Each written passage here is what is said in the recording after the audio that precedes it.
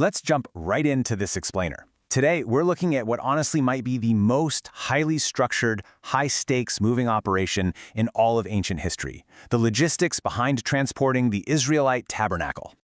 Think about it. How do you safely pack and move a massive, holy tent across a wilderness?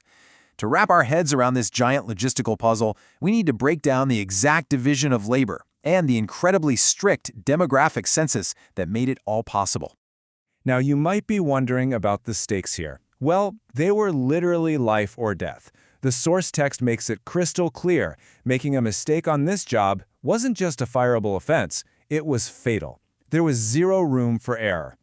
Because of those intense stakes, this definitely wasn't a gig for just anyone. It required a highly specific, drafted workforce. Men from the tribe of Levi had to be in their absolute physical prime, strictly between 30 and 50 years old, to handle the immense physical and spiritual weight of the task. Okay, so let's get into Phase 1, the sacred cargo.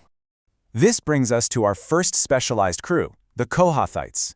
Since dropping the ball meant death, the protocol was unbelievably strict.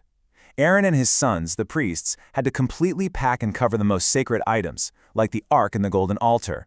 They meticulously wrapped everything up before the movers could even step foot inside, ensuring the Kohathites never actually touched or even saw the exposed holy objects. To manage this whole complex supply chain, high-level oversight was actually split between Aaron's sons. Eleazar managed the sacred items and the Kohathite crew, while his brother Ithamar took on the heavy lifting crews. Which brings us right to Phase 2, textiles and framework. First up under Ithamar's watch are the Gershonites. You can think of them essentially as the textile movers. They were responsible for gathering and bearing every single curtain, skin covering, and hanging cord. Basically, if it was made of fabric or leather, it was their burden to bear. In stark contrast to the fabrics, the Merarites handled the heavy, rigid structural framework of the tent.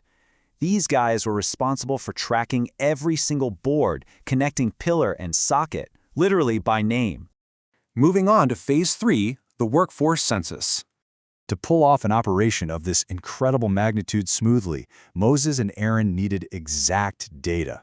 And it's fascinating how the labor distribution perfectly matches the physical demand here.